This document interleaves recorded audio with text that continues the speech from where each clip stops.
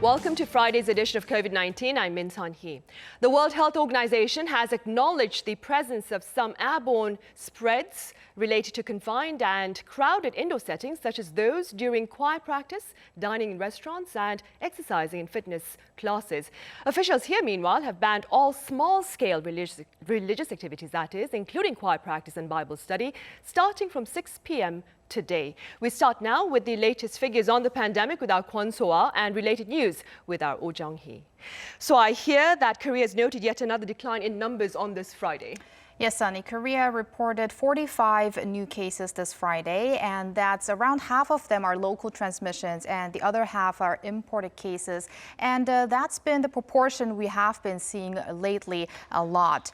And if we go back to the beginning of the week, we had started off with 48 cases, and then we had a drop to 44, a sudden surge to the 60s, but then again a decline to the 50s, and now we are back to the 40s. And with that, the total number of confirmed cases now stands at 13,338, and we had one more death, bringing the death toll to 288, and 985 people remain in quarantine, while 12,065 people have made a full recovery from the coronavirus here in the country. Now, by region, we have 14 new cases in Gyeonggi-do province, but 11 out of these were imported cases, and 8 new cases in the capital, Seoul. Now, the total has surpassed 1,400, and that's more than Gyeongsangbuk-do province, which was an earlier hotspot along with Daegu. And we have 7 local transmissions in Daejeon and 3 in the southwestern city of Gwangju. And now let's move over to the international updates. We have again some 200,000 new additional cases, bringing the total to almost 12.4 million. And again, more than 5,000 people have lost their lives in the span of a day. The death toll standing at 557,405 and almost 7.2 million recoveries so far. Meanwhile, for another day, the U.S. has reported more than 60,000 cases, and that brings the total to almost 3.22 million. And the official death toll in Brazil almost at 70,000. And India looks to be surpassing the 800,000 mark soon. And that's more than Russia at 707,000, while Peru and Chile have 316,000 and 306,000 cases, respectively. Moving over to other places, Spain now has also hit the 300,000 mark, as this country also has some 500 cases on a daily basis. And it looks like Mexico will soon have more cases than the UK, as the speed in new cases is rising at a much faster speed here. And Iran, Italy, and Pakistan all between 240,000 and around 250,000 total accumulated cases. And those are the updates I have for now, but I'll be back after the government briefing. Back to you, Sunny. All right, so thank you for that for now. Korea has been lauded for its proactive and prompt response to COVID-19. What's more, it has actively sought to share its strategy with its global partners worldwide, highlighting the importance of cooperation in the fight against the pandemic. For more on this, I have our Foreign Ministry correspondent Oh Jung-hee here in the studio. Welcome, Jung-hee. Good afternoon. Right, Korea has expanded its financial assistance for health and medical projects for the year 2021. Right, Korea has earmarked a bigger budget for its development assistance on global health and medical projects in 2021. The budget has expanded from $232 million in 2020 to $310 million in 2021. That's up by over 33%. With this, the government will be cooperating with developing countries to help them build public healthcare infrastructure. There will also be joint technological studies to develop masks, hand sanitizers, self-testing kits, and medicines suited for the recipient countries. Seoul will also help in setting up basic hygiene infrastructure like water and sewage systems. All this so that the developing countries can prevent or respond to a pandemic on their own. Right, and the government is also planning to provide more assistance to those whose lives have been directly affected by the pandemic, like refugees, I hear. Yes, because there are some vulnerable groups whose lives or livelihoods are directly affected or threatened by the COVID-19 pandemic. For example, those without proper shelter that suffer from hunger and poverty. To protect these people, the Seoul government is increasing its relevant budget from $140 million in 2021 to $213 million that was $140 million in 2020 to $213 million in 2021. That's a rise of over 52%. Korea will be sharing with developing countries its economic and welfare policies to help them establish emergency response systems through which they can deal with large-scale epidemics or disasters. Right, Chung-hee. Now that's for next year, but I hear the foreign minister has also planned to provide emergency assistance to countries this year. That is right. Seoul plans to spend $30 million for grants for 13 countries and regions worldwide to provide what they call comprehensive emergency assistance. The recipients are Indonesia, Uzbekistan, Ethiopia, 4 countries in Central and South America, including Colombia, 5 ASEAN countries, including Vietnam, and the Africa Centers for Disease Control and Prevention. These countries and regions were chosen based on Korea's foreign policy objectives and bilateral relations, as well as the country's need to upgrade public health systems. So what will the government be doing and how will the money be spent? Well, to design the specific programs for each one of these countries, there have to be consultations with respective countries and governments so that the most appropriate programs could be set up. But the whole program aims to expand medical facilities in these countries, provide testing equipment, and train local medical personnel. To give you an example, for Uzbekistan, South Korea will be dispatching a team of professionals to the ground to provide comprehensive consulting on health-related laws and systems, running hospitals, and educating doctors. For African countries, Seoul will be focusing on upgrading their COVID-19 testing capabilities. For Colombia, the government will concentrate on helping them run test centers and having sufficient medical equipment and hospital beds. Now, Korea has also been calling for cooperation on a multilateral level. Right, Sunny. The last time I was here, I remember telling you and our viewers that South Korea led the launch of 3 groups in total within the UN, WHO, and UNESCO to promote collaboration on COVID-19. Well, the group that was launched within the WHO with South Korea in the lead, the group of solidarity for the group of friends for solidarity for global health security, spoke at the UN Security Council meeting last Thursday. It was after the Security Council adopted Resolution 2532, the first COVID-19 related resolution that calls for a suspension of all hostile activities as the coronavirus could hinder world peace and security.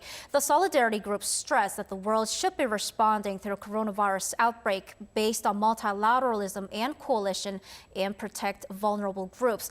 All in all, South Korea is working on an international level to stress that the meaning and value of cooperation should not be allowed to fade, especially when the whole world faces a deadly pandemic like COVID-19. Right, as the saying goes, united we stand. Hopefully global unity will bear fruit in the near future, Chung-hee. All right, thank you for that coverage. Hope to see you again.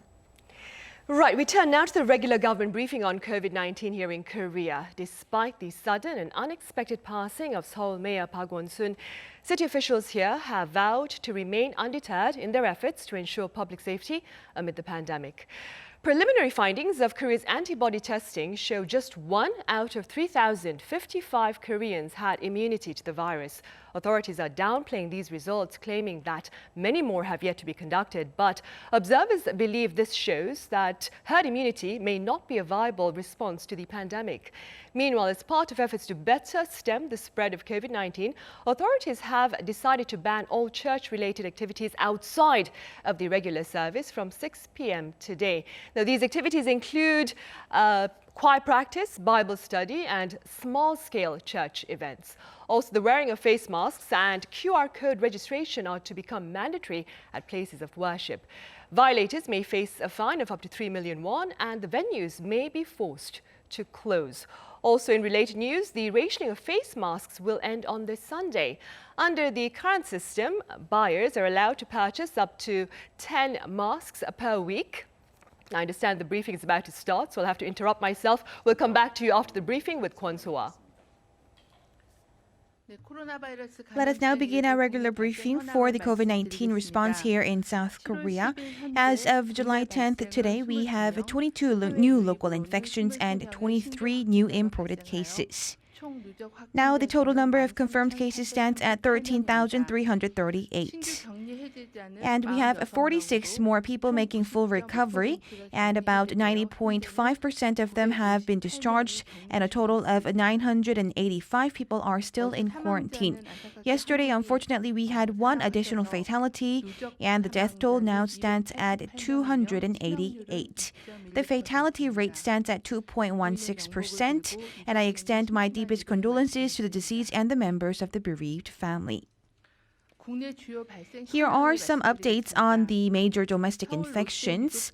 We also have an infection in relation to a building called Lotte Midopa building at Gwanghwamun area in Seoul. We have 5 additional cases, and a total of 6 cases have been confirmed as to date. And we are conducting epidemiological investigation and contact tracing. And regarding the 더 좋은 hospital in Daejeon, we also have 5 additional cases, and a total of 17 people have been confirmed. And we are also conducting epidemiological investigation there. And as for a family at the Daejeon, we also have 2 additional cases who were doctors, and also 3 more contacts being confirmed. And now the confirmed cases stands at a total of 6. And we also have an employee at the Daejeon's procurement ministry being confirmed, and we are conducting our testings for all of their contacts, and they have tested negative as of now. And in relation to the door-to-door sales group in Gwangju City, we have 1 more person in relation to the church, and 1 more person in relation to the Gwangju Gosi Academy, and its total now stands at 152. And we are also doing investigations behind the relationship between the infections of Gwangju Private Academy, and we have reclassified them under the major umbrella of the door-to-door sales group of Gwangju City. Here are some updates on the 23 new imported cases that have been confirmed yesterday, and of them 4 have been confirmed at the airport quarantine, and while 19 of them have been confirmed while on self-isolation. And also we have confirmed that no person has been traveling outside the country for the past week. And we have 5 people confirmed from America, 3 from Europe, and 15 from Asia excluding China, 6 people from Kazakhstan, 3 from Uzbekistan, 3 from Philippines, and 1 from Kyrgyzstan. The KCDC, we are witnessing increased infections, especially among the door-to-door sales facilities, and therefore we have analyzed some of the major clusters, and here are some recommendations. And in June, we also have major door-to-door sales facilities. In Seoul, we had the Richway located in Gwanakgu district, and on June 2nd, we had the first case of the index case, and a total of 210 people have been confirmed. 46 people were visitors, and also 168 were contacts of them. And among them, 9 people have been under treatment for critical conditions, and 2 have passed away. And in relation to the door-to-door sales group in Seoul metropolitan area, we have a diverse number of cluster infections beginning from Gwanak with 3 door-to-door facilities, and a total of 35 people have been confirmed, and 1 person is under intensive treatment. And in relation to the Daejeon door-to-door sales, we also have a diverse range of facilities, including healing doctor and so forth. And starting from June 15th, that was the first day of infection, and a total of 87 have been confirmed. 35 of them are visitors, and 52 are contacts. And among them, 9 people are in critical conditions, while 1 person has passed away. And in relation to the door-to-door sales group in Gwangju City, we are seeing infections continuing to spread, especially among the Gyeomyang building, and a total of 121 persons have been confirmed, and 13 of them are visitors, while 108 people are contacts, and 3 of them are under critical conditions. And in relation to the epidemiological investigation, we have found that many people did not wear face masks at all, or they wore face masks inappropriately, and they did not wear face masks while they were having conversations and eating together. And especially at confined and enclosed spaces like the promotional centers and training sessions, they gathered together in an enclosed space, and they also gathered in small group meetings, also at households, and they were exposed to long periods of conversation. And in some facilities, they also engaged in singing and chanting and other activities that increase the travel of droplets. And also there were people who had symptoms but nevertheless visited these facilities, which also was the reason of fast spread of the virus. As for the door-to-door sales group, we have confirmed that many people have been inside an enclosed space under close contact environment. And especially many of them were middle to senior aged groups. And when they are exposed to the virus, they have a higher risk of developing critical conditions and symptoms. Therefore, we ask you to refrain from going to these facilities. And they also carried out information sessions on products at households. These small group meetings also expose the travel of respiratory droplets. And we ask you to refrain from going to these small group meetings as well. And in relation to this small information group meeting that was taking place at a household, out of the 17 people who were there, 5 people have been confirmed positive, while 4 more people, their family members, have tested positive as well. And also, if you have any symptoms after going to these facilities, you should postpone or cancel all of your gatherings and outings, and you should go to the clinic screening centers to get tested as soon as possible. Starting from 6 p.m. today, we also will mandate all of the churches nationwide to comply with core quarantine measures. And we understand that the churches and believers, they need to take voluntary part in the quarantine. And if they also comply with the quarantine measures, they can be eased of any gathering bans. And we continue to highlight, but you should all postpone or cancel gatherings, events, or joint group meals aside from just regular services. And as for the visitors and all of the worshippers and participants to the public, please refrain from coming if you have symptoms. And prior and after the services, please have regular ventilation as well as disinfection. And as for the participants, please refrain from singing together or praying in large voices to decrease the risk of droplet infections. And please refrain from eating together inside these religious facilities. And please keep a proper healthy distance and also wear your face masks at all times. And we will continue to provide some updates to these prevention measures applied at religious facilities. And we also will provide these easing of these measures if the local infections continue to subside. And globally, the COVID-19 pandemic is spreading at a very fast pace, and we are also continuing to witness an increase in the number of imported cases. Starting from April 1st, we have mandated all of the foreign entrants to go under self-quarantine, which is mandatory for 2 weeks. And also, we are intensifying quarantine measures for all of the ships docking into Korean ports, and we are exerting our best efforts to decrease the risk of community transmissions. However, in order to reduce the number of imported cases, we need to identify and monitor the conditions in other countries. And as for the risk countries, we also are mandating our intensifying the quarantine measures, and also starting from the 13th of July, all of these countries, foreign entrants coming from these high-risk countries, they will be mandated to submit a PCR negative document. And currently, we are seeing a decrease in the number of cluster infections in the metropolitan area.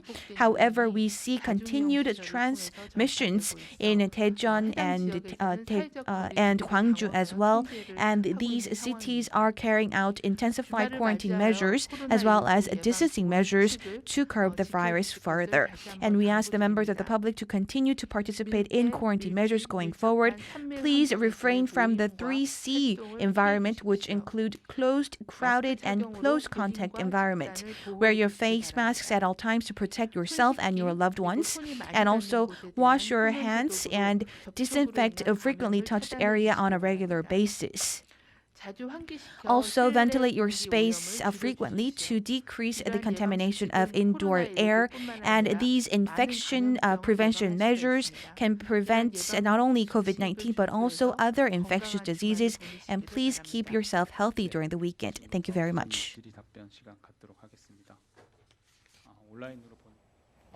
Right, that was Sejong, the head of KCDC, with Friday's afternoon briefing. She touched upon the presence of imported cases, Hoa. Right, imported cases have been on the rise recently in the double digits throughout the week. And today we had 23 imported cases and 22 local transmissions, which means more imported cases than local transmissions. And these came from the Americas, from Europe, and many countries in Asia as well. And this is why the government has decided to put stronger measures on entrance beginning on Monday, which includes having to have a certificate showing that a person has tested negative from COVID-19 within 48 hours, and also restrictions regarding re-entries, and flights will be limited to 60% of their passenger capacity. So that begins on Monday, and what begins today is some more restrictions regarding religious gatherings. We have been talking about that throughout the week.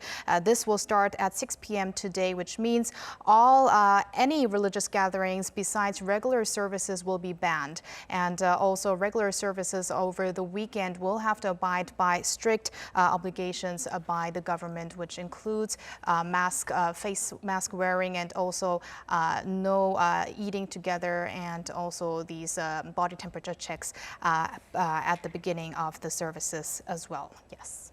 All right, so thank you for that. You take care as well. We'll see you back on Monday. Thank you. You too. Right, in this next corner, we turn to the world of performing arts here in Korea, where artists are taking to the stage once more, albeit with extra precautions in place, as the show must go on. Our reporter Chun Song-cho is at one renowned art venue to tell us more about the measures there to ensure the safety of both the public and performers. Hello, Song-cho. Good afternoon, Sun-hee. Song-cho, do start by telling us where you are. Yes, I'm at the Sejong Center for the Performing Arts, the largest cultural and art complex in Seoul. Well, the art and entertainment industry here in South Korea is really being hit harder by COVID-19 than any other sectors in the industry, because let's face it, large gatherings of people is what the industry makes money of. So concerts, exhibitions, and concerts, shows, they all need really big crowds of people to profit from ticket sales. But we all know the drills by now. The number one rule for the quarantine guidelines says you have to stay away from big crowds, especially in indoor spaces. So not a very ideal situation for the industry, is it? However, fortunately, the South Korean government has become a lot more confident about its ability to contain the spread of the virus, and museums, theaters, and concert halls have gone back in business as usual, but with strict measures in place, of course. So follow me, I want to show you around a little bit the Sejong Center. As you can see, there are a bit of people in the lobby right now because a concert is about to start in an hour or so. Around 5,000 people visit the venue on a daily basis. That's a lot of people. But thanks to the strict safety and health measures that have been implemented by the center, well, we haven't seen any infection or transmissions here at the center. And of course, before entering the venue, the building, you have to walk through this main entrance because this is where you get your body temperature checked through a thermal imaging camera. And I want to show you one more thing. So follow me. Follow me. All right, there are a lot of people because they're lining up for tickets. Okay, so that's what I'm talking about. Speaking of line up for tickets, that's the first thing that people do when they enter the venue, right? But that can also mean you can be at a greater risk of coming into close contact with other people. But if you look at the floor right here, there are all these yellow lines. So as long as you wait behind these yellow lines, you know that you're abiding by the social distancing rules. So these lines remind you how far exactly you have to be away from each other. So that's very convenient. And also, I want to show you one more thing. After getting the tickets, there's this QR code. So you scan this code with your smartphone, and then it directs you to an online form that you have to fill up. Then you have to state what your health conditions are, and you have to give extra information about yourself. Well, actually, there's one of the officials from the center here with us, briefly joining our show, because he wants to share more information with us. So hello, here is Mr. ㆍIn-studio. So putting hundreds and thousands of people inside the same room and ensuring all of their safety at the same time doesn't seem like an easy job for us. So how is the center trying to come up with all these measures? What measures are being in place right now? For the safety of the audience, artists, and our theater staff, our venue strictly comply with the social distancing manual distributed by the government. We disinfect the whole venue every week thoroughly, including 4 theaters we operate, and we replace thermal imaging camera and contactless thermometer to check all audiences' heat when they enter the lobby. Also, we are actively implementing social distancing and non-face-to-face services like distance between the seats in the auditorium or signings under their feet, and transparent cover board on the ticket box, also unmanned clock room to minimize contact between the audience and our crew. And the audience should fill out their health questionnaire online by scanning the QR codes all over the lobby. Of course, we put everyone's privacy very first, so the collected information is automatically deleted after 4 weeks.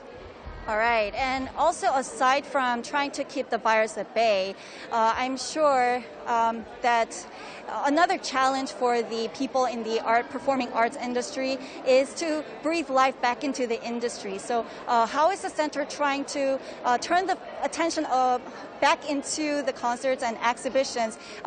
Any other ongoing plans or projects that you can share with us, probably? Sure. Actually, our venue has been hit hard by the large number of cancellations from the early stage of the COVID-19 pandemics. To revive this frozen atmosphere, we carried out some project called Thanks to Challenge or Blue Light campaign and Cheer Up concert with the Seoul Metropolitan Government, which allows artists to perform live online without an audience. About 300,000 citizens watched 16 performances in a month. This online performance broadcast project was very well branded in itself, so will be applied to some of the performances we produced in the near future. Our venue has created a safe performance environment, and we are making great efforts to revive the culture and arts community. Oh, wow. All right. Thank you so much for answering our questions this afternoon. Thank you. All right, so I've looked around a little bit, and there seems to be quite a number of concerts and exhibitions in store.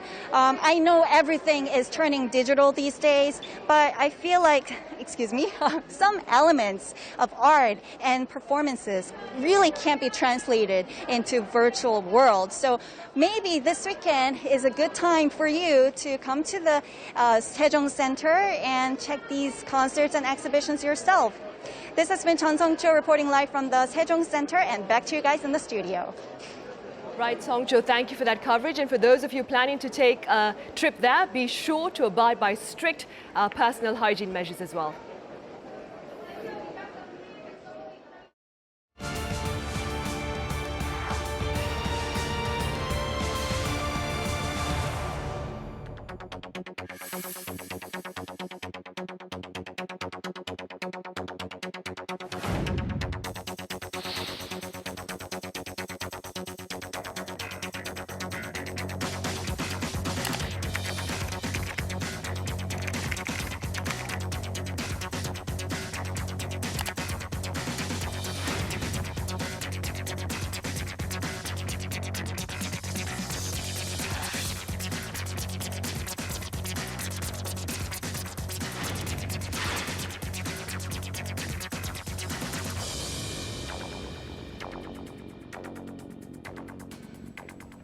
A recent spate of domestic transmissions has Korean health authorities on high alert, given the presence of a new strain that is more infectious and a growing number of asymptomatic patients. For more on these latest developments, I have Dr. Young-mee from the WHO's Health Regulation Committee. Hello, Dr. Chi.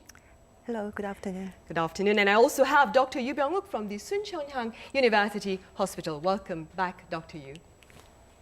Right, Dr. Ji, we're witnessing a series of sporadic cluster infections that were initially centered in the metropolitan area but have since spread to parts across the nation, including the city of Gwangju, where authorities have raised the social distancing level to 2. How do you assess the current outbreak?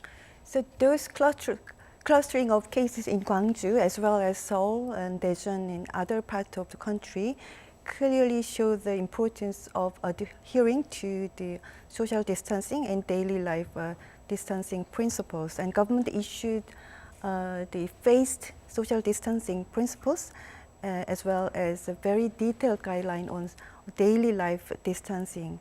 And I cannot emphasize enough the importance of adhering to those principles. As the duration of this crisis is prolonged, we are all getting very tired. But if we do not adhere to those principles, then the virus will prevail anywhere. So we will have to adjust ourselves to new way of life, as this situation is going to last long. Right, a new normal, you'd say. Yes. Dr. Yu, health authorities claim that the current outbreak, while worrying as it is, remains within medical capacity. As a doctor, do you agree? Well, medical capacities, we have a bad experience when we have the Daegu Gyeongbuk province crisis. But this morning, I double checked. Now, 27 patients is isolated in the hospital, 5 different hospitals in the world, in nationwide, and 1 patient in triage clinic, 1 waiting for at home to the going to the hospital. So totally 27 patients we have. But we are concerning, sometimes this outbreak so fast, and then someone who are behind the treatment is being concerned. But we knew already, characteristic of COVID-19, more than 80% is the asymptomatics, which means they need only isolated for protect themselves and for the others. And their purpose, the management and the context and checking the vital, they will be enough. We are working on it for reducing the mortality rate this moment. That's why we should be the reserve the certain high level of the clinic and high level of the service. So nowadays, Gwangju and the Jeonnam province, they've been connected already to Chungnam, Cheonan and Jeongbuk, Jeonju. They were ready to transport any cases because when the capacity is over, we have the good experience already. So that there are ambulance through the Daegu to the all other province we can send it. We have networks. Now, some people are worried about its capacity of the bed is not enough, but it's not true because now, today we have 27 patients in the hospital, in the 5 hospitals in nationwide. I see. Dr. Ji, there's also a rising concern over imported cases, but authorities here have dismissed the possibility of imported cases leading to community spreads, claiming that most of them were detected at the airport, and they were also confirmed while the person was during the person's self-quarantine period upon entry. What are your thoughts on this? Yeah, yes, it is true that most imported cases are detected during the entry procedures or quarantine period, and all incoming travelers are tested and quarantined for 14 days. The possibility of those the cases to spread virus to the community is quite low. But if we miss those imported cases, then and the virus have chance to transmit into the community, then it's going to be a problem. So we will have to maintain our special entry procedure, and we all have to be continuously vigilant. Right, which is why officials today during their briefing mentioned stringent, more tough measures at the entry point, that is the airport. Dr. Yu, what are your thoughts on the growing presence of asymptomatic patients, which you mentioned earlier on? Well, asymptomatics mean we are 3 in the studios and the staffs around the tents. How many patients are infected and exposed before? Exactly, we don't know. But we have some experience reports from the overseas. Probably following, we will get a report from Italy. but there are England and also United States. Some countries say more than 10%. Some region is more than 40%. So we don't know exactly. But the Korean government recently reported, but it's cannot be tell 100%. But I can tell. We have now, if we found one patient, but because of he or she has symptoms, which means who has a very weak of the immune condition, that's why exposed. But most of the people are healthier, they have it or they're even exposed. There are no symptoms, nobody knows. So some people said, oh, this is only follow the aged people and the young people who are weak. It's not true. Young people are big carrier and untraceable and undetectable condition and silent transmission risk go like the, because deep ocean sea, there are no sounds. So we still need the social distancing because nobody knows who gets it now. Right. Now, as Doctor, you just mentioned, a group of researchers from Italy and the UK conducted a study on the role of asymptomatic patients in spreading COVID-19. We spoke to one of the lead researchers earlier on, and this is what he had to say.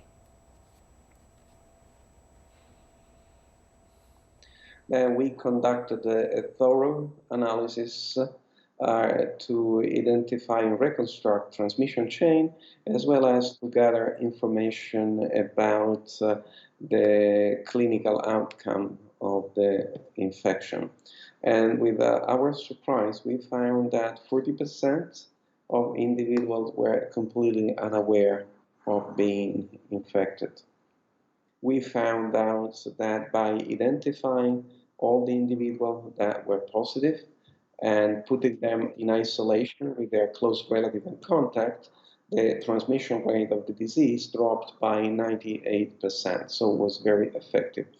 So altogether, these data indicated that an important fraction of individuals are asymptomatic and remain asymptomatic, and they are able to transmit the disease. Now, if you identify everybody and you isolate them, then you are able to block completely the transmission of the virus. It is important to notice that in this little village community of 3,000 people, nobody got infected in the following 3 months, in spite of the fact that epidemic was raging around in Italy. I think the idea of allowing free testing to everybody that suspect or come across with somebody who is infected, who believes himself is infected, is a very good thing, definitely. But I think that this has to be in parallel sustained by what we call active surveillance, so that if there is a positive case, you need to aggressively test everybody in the networking of interaction of this person. This means you need to test all the relatives, you need to test all the friends, you need to test the neighborhoods and the work colleagues as quickly as possible. If you do that, you will unravel the fraction of people that harbor the virus but are asymptomatic. Dr. G, Professor Andrea Crisanti believes that mass testing is the most effective way of detecting asymptomatic patients. Do you agree? I fully agree with Professor Crisanti regarding the importance of extensive testing, but I also want to emphasize the importance of implementation of extensive testing from an early phase of the outbreak, and knowing that the virus transmission from asymptomatic cases could represent about 35 to 45% of virus spread. Wearing the mask and social distancing and adhering to personal hygiene would be extremely important, not only to protect yourself, but also protect other people. And of course, the proactive testing could be very beneficial to find out asymptomatic cases, especially among young population. What other measures or precautions should individuals take to ensure safety amid the presence of these asymptomatic patients then? So those principles of social distancing and wearing the mask, what we have done for such a long time, we still have to continue, I think, and also those detailed guidelines on the daily life distancing which the government issued, we have to follow those principles and guidelines. Right. Yeah. Doctor, you health authorities here are conducting antibody tests in hopes of assessing the number of asymptomatic patients. Now, according to preliminary results, a mere 0.035%, I think, of the population has immunity against the virus. Please tell us more about this finding and how the tests were conducted. There are many different answers about it. First answer is the Korean government and Korean peoples are defense against COVID-19. For the first defense was good because we are keep on the social distancing and in the wear the mask. That's why the not many people are infected and exposed. But the issue is how we measure about this.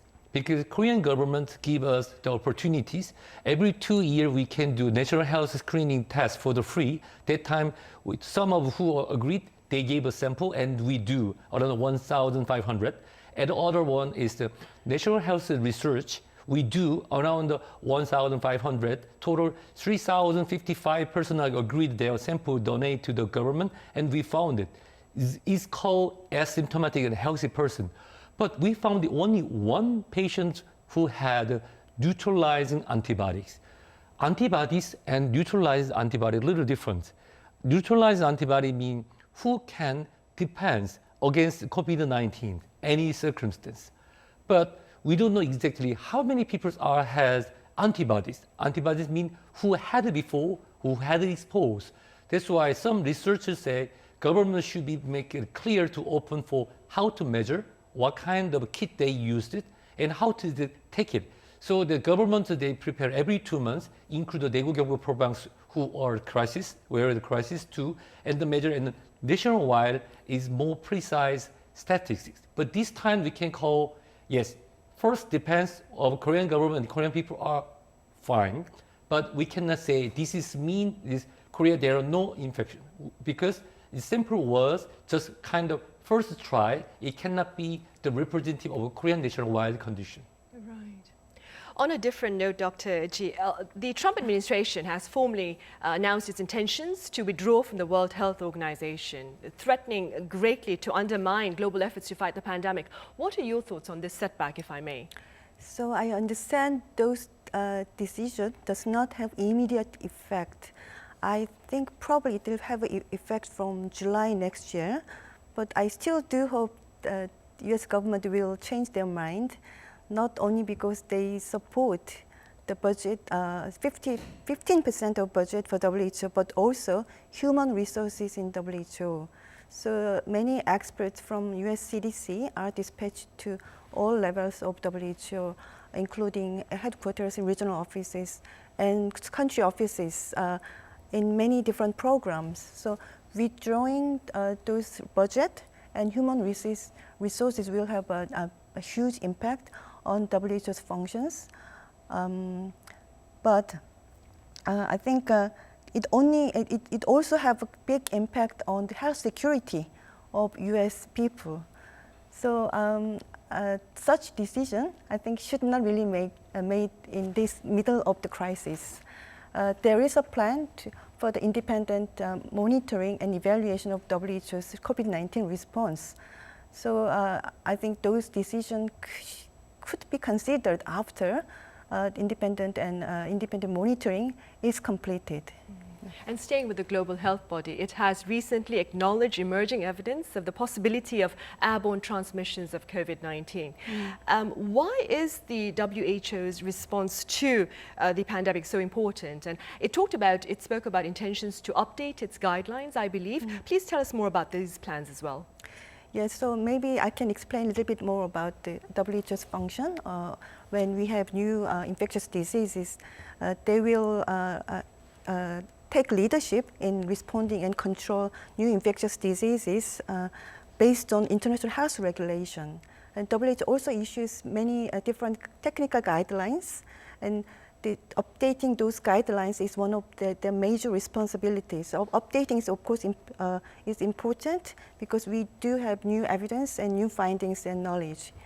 But more importantly, they also establish the emergency committee, and based on the recommendation from the Emergency Committee, WHO Director General will declare the emergency and also provide the recommendations to member states. With this COVID-19, I think WHO took actions in line with current IHL.